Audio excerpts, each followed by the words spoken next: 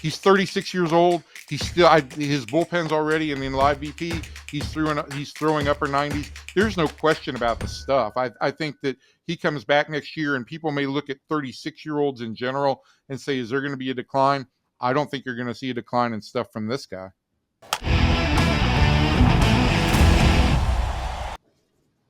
Here he is, the leader in appearances on FT, is back for another one. And honestly, it's kind of sad to say, but we might not see him as much over the next couple months. It's Evan Grant from the Dallas Morning News at Evan_P_Grant. No, he's not going anywhere. He's not going in witness protection, but the Rangers kind of are, Evan. This is it. We're doing Cooked Week on FT, where some teams say goodnight to their seasons. So tell us what went wrong for the Rangers, and then we'll talk about some bright spots like deGrom. Well, I think it's important that, yeah, they are cooked. And Chris Young and Bruce Bochy both basically acknowledged that in the last week, that this club is now focusing more on getting ready for 25 and creating some momentum for 25. But I think if we're going to talk about what went wrong, guys, just look up and down the lineup, right? It's this team's offense coming out of spring training was supposed to be perhaps the best in the American League. And I think last night was the 61st time the Rangers have scored 3 or fewer runs this year. They're basically on pace for 3 or fewer runs in half of their games. We can go. You want to start from the top? We can start at the top where Marcus Semien has struggled this year after a big year last year. Corey Seager is Corey Seager, but did miss pretty much the first month of the year offensively, coming back from that groin injury. The number 3 hitter has been an issue all year. Adolis Garcia disappeared for 3 months. Wyatt Langford turned out not to be a rifle every time he hit a ball, and went through typical rookie struggles. And that's the first 2/3 of the lineup. And then we can go through Leody Taveras, Jonah Heim, and Josh Smith has been kind of a bright spot for the Rangers, but pretty much 1 through 9, there have been issues up and down the Rangers lineup all year. And that's something I think that they're going to have to consider as they go into the offseason. Could we have seen this in spring training? Because we were coming out of spring training, rings were blazing. Wyatt Langford hit 100 homers in spring, made the team, Rookie of the Year candidate. Evan Carter was coming out there. But could we have seen this? Is this something that we need to look at, whoever wins the World Series this year? Besides the Astros, if the Astros do it, all they do is win, win, win. But is there a hangover, or is there something that was looking like we could have seen this coming? Look, Eric, I mean, the incredible thing, right, is that the postseason has gotten so long and it is so challenging that do we have any real analytics that suggest that there is some kind of hangover?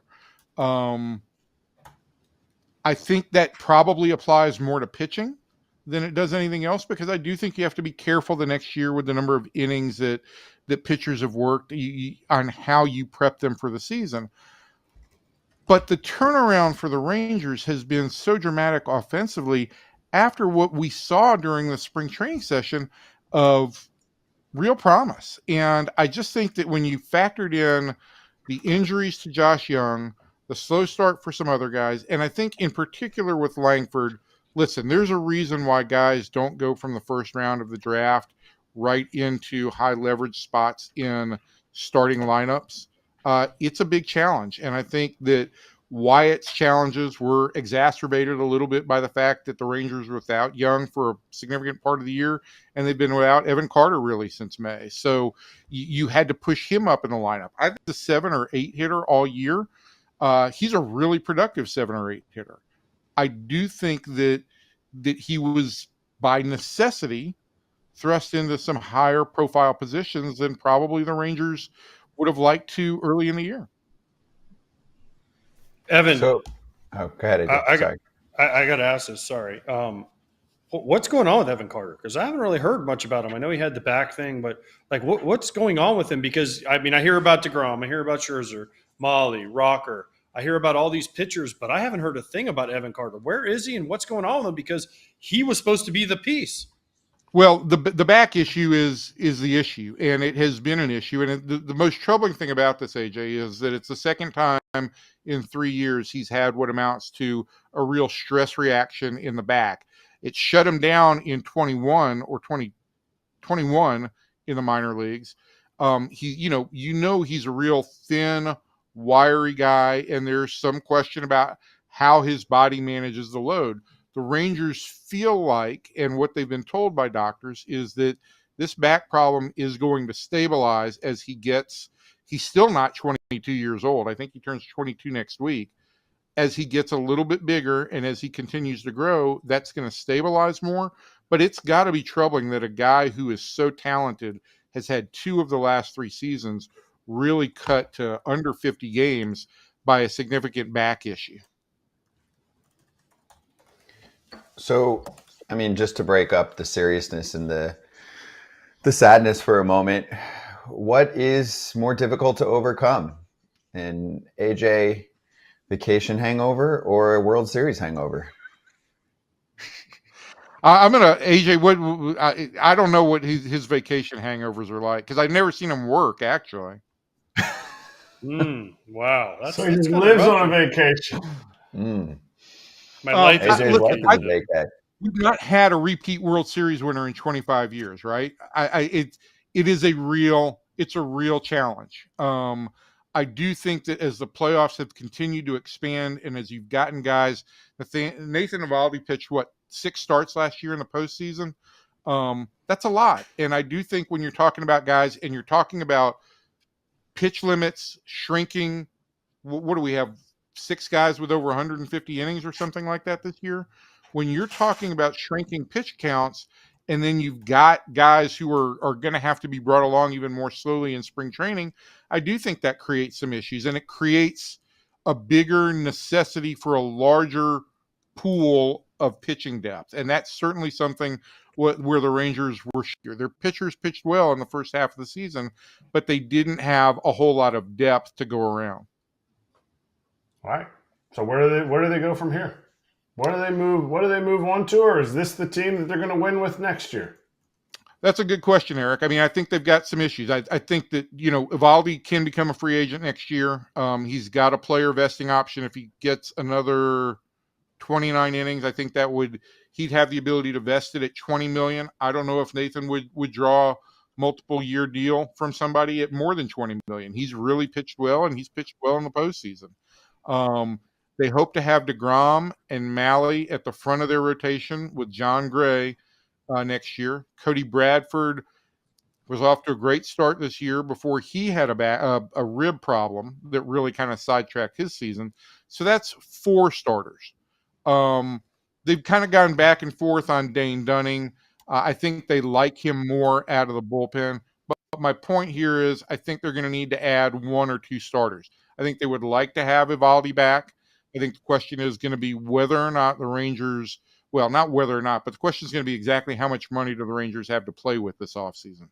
They intend to get below the threshold, the CBT threshold for next year, which means their payroll is going to have to come down from where it is. Right now it's at $250, and I think to be under the threshold, you're going to have to be under $240 next year.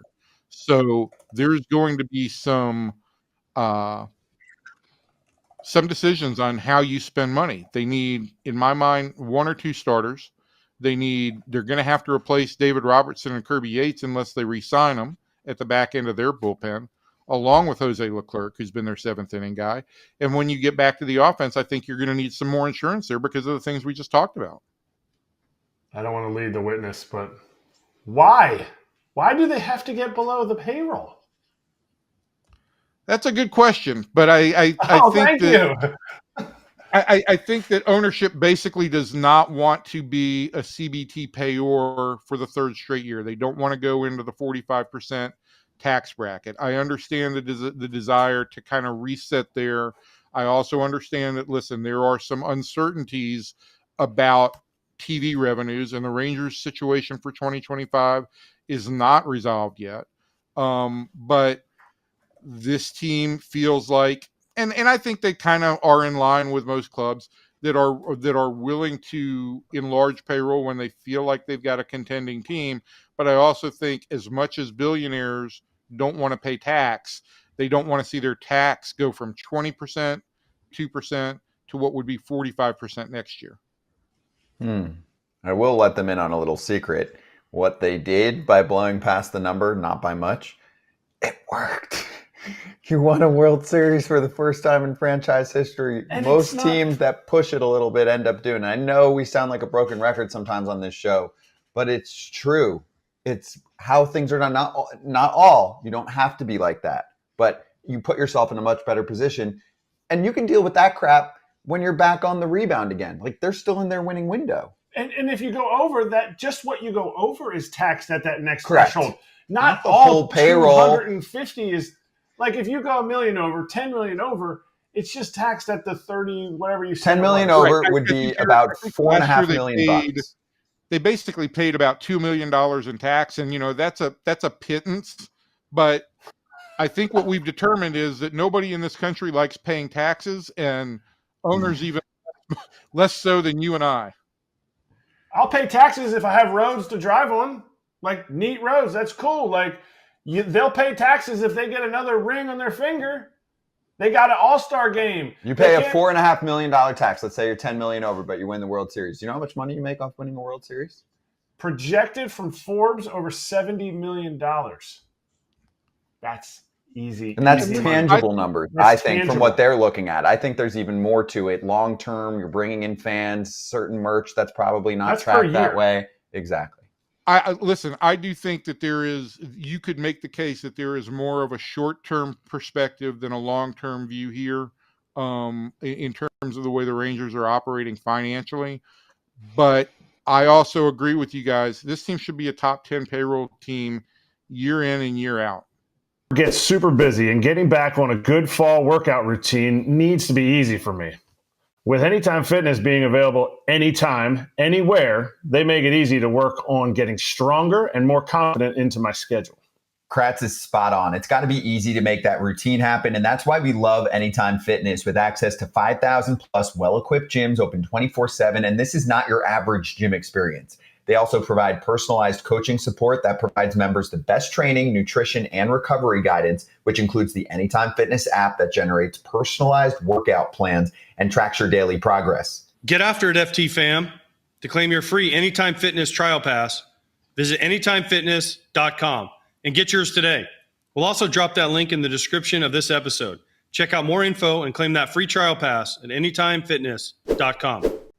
All right. So when the TV deal gets taken care of, then we'll expect payroll to go up. Perfect. Evan Grant said it here. Whenever the TV deal gets taken care of, payroll will go up.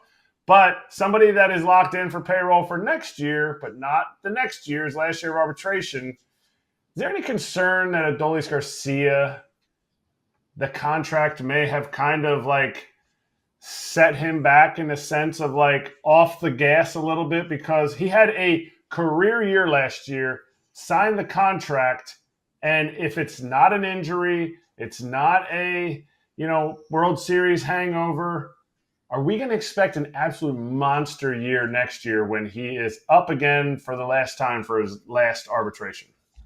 Well, they did do a 2-year deal, so he's signed Yep. for next year, I think at 9.25. Yep. What has gone on with him this year has just been a real mystery. Why he's not been able to make an adjustment on the fastball, I don't understand. I don't think he let off the gas pedal at all. He came to camp in what looked like should be on the cover of a magazine type shape. I mean, he was in great condition, but he did, and he got off to a good start in April. I just think that he got in between on fastball versus breaking ball and was never able to make the adjustment. And listen, this game will separate you when you can't make that adjustment. He's looked better in August, but I do think that is something the Rangers have to consider, because I think there's a lot of thought that when this guy hit his peak and started crest, that because of how physical he is, that the fall off could be really dramatic and really quick. Evan, Jacob deGrom scheduled to go on rehab. Will we see him this year? And how important is he for the Rangers' future? I think he's going to make 4 rehab starts right now, and Bruce Bochy's thought would be that he could be back around September 10th or when they start that trip to Seattle a couple of days later. He's actually starting tomorrow night in Frisco for the AA club, and I'm going to go see him up there. I think it's important, right? You want to put the rehab process behind you. I think Jacob's frame of mind has been really good as he's continued to ramp this stuff up. But 14 months of rehab is still a long, long stretch. And I think it would do him good mentally to go into the offseason knowing he's going to have a normal offseason, knowing that, hey, I got out there on the mound and I competed. Because what this guy does, he competes at an elite level. Yes, he's got elite stuff, but he competes at an elite level. And if he can get 2 or 3 starts in him just to be able to say, okay, rehab is behind me, I think it helps him both physically and I think it helps him mentally. Okay. That was good Look, wrap the up. guy's a freak. He's 36 years old. He's still his bullpen's already in live BP. He's throwing upper 90s. There's no question about the stuff. I think that he comes back next year and people may look at 36-year-olds in general and say, is there going to be a decline? I don't think you're going to see a decline in stuff from this guy. I agree. It's one concern. It's how many starts are you getting? And when are those starts, right? The fear is he looks insane for like 6 to 8 starts to begin the year, and then he disappears. You know, that whole deal. That's the concern, right? That's been the concern for him, and he's 36. Listen, my theory, and I've not gotten very deep into this with Jacob, but my theory is that the injury issue weighed on his mind for a long time over the previous 2 seasons. And I do think that now, having had the surgery and finally going through this long rehab, I do think there's going to be some ability to put it behind him. But yeah, I do think the Rangers aren't going to go into next year expecting 30 starts out of Jacob deGrom. I think, they'll manage some innings, and if they get 20 starts in the regular season, and if that window of contention is still open, they have a Jacob deGrom for the postseason. It's a pretty good weapon to have.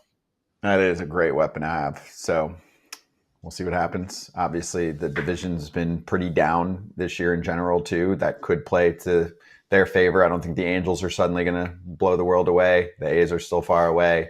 We went over the Mariners, so I'm not even going to touch that. We had Ryan Divish on. Ryan. We had a time for about 15, 20 minutes with Ryan. But, Evan, great catching up, as always. What, you got a last word? Everything is great. It's good talking to y'all. I'm glad that AJ dressed up for today's appearance. Cheers, Evan. Oh my God. He's on vacation. I will say he's on vacation. I'm on an undisclosed location. Okay, so yeah. I took away from my vacation. Sounds like Cancun to me. And Evan, we came. Did you not work the All-Star game? I was there. I stopped by y'all's set. We hung out with him. I know, but where was the food? Like, I remember when you were on before the All-Star game, you said there was going to be your exact words were, there's some short ribs to die for. Next time you come into Texas, I will have some. The whole time I was like, Kratzy, all I know is that on y'all's set, craft services or whatever you want to call it, that was A1. There were nice sliders there, chicken parm sandwiches. I enjoyed myself quite a lot. Yeah. Our set had really good food. We had great food. They brought in very good barbecue. But I was waiting for just some monstrous. There's a spot. There's a company. We're not going to name them. I've shouted them out on Instagram every time. Yep. When I go to Texas, there's very good. The ribs are like this big. And the reason Hurtado barbecue. Look, I have no shame. Hurtado barbecue. It's that they've added to that ballpark. Really, in 25 years since I've been here, best concession ad that they've made. The reason that we didn't bring it to Kratz is we don't want him looking like a mess and having to have a bib right before the show starts. So we're just saving a friend. It's all good. Yeah. Evan, awesome to catch up as always. Appreciate you. We'll talk soon. I guess this is au revoir for the rest of the season. Yeah, I was say, give me a call. Evan, the best part of the Rangers being cooked is we don't have to have you on anymore. All right, boys, enjoy yourselves. AJ, go back to your day drinking. I'll talk to you soon. We'll miss you. Hey, everybody. Be sure to like and subscribe for more content. We're back here every weekday, all year long, so do not miss an episode. The videos are coming in all day. Here's another video you might enjoy. baseball the way it should be covered.